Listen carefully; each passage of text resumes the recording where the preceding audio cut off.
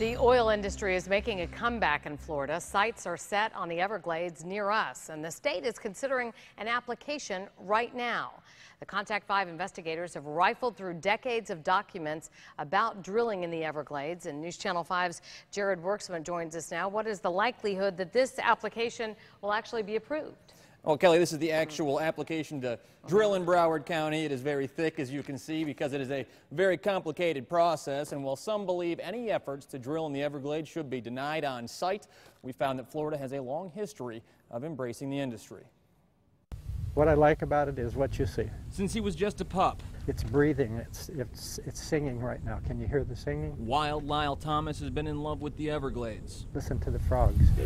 He said, "Gronk, gronk, pig frog. Big frog." Nearly a quarter-century ago, he put his passion to work. Lots of hatchy Everglades tours. I used to sneak on the boats every now and then and jump overboard and catch an alligator or do something real touristy. Safe to say, things have changed. We don't do that anymore.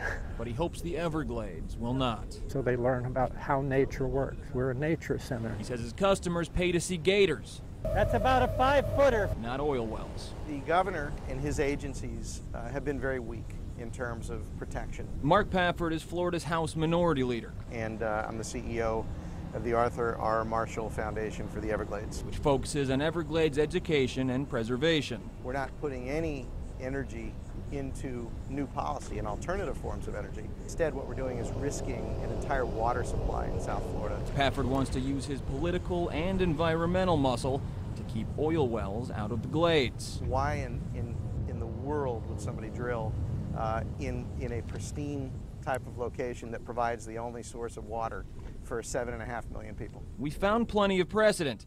In the 4 counties encompassing the Everglades, Miami-Dade, Monroe, Broward, and Palm Beach, we found the state has approved 41 oil well applications. But it's been 30 years since the last well was approved. That's nearly a decade before Wild Lyle got started. Alligator right there in front of you, right in front of you. State records show of the 41 approved wells, only 2 ever produced oil, with no spills recorded.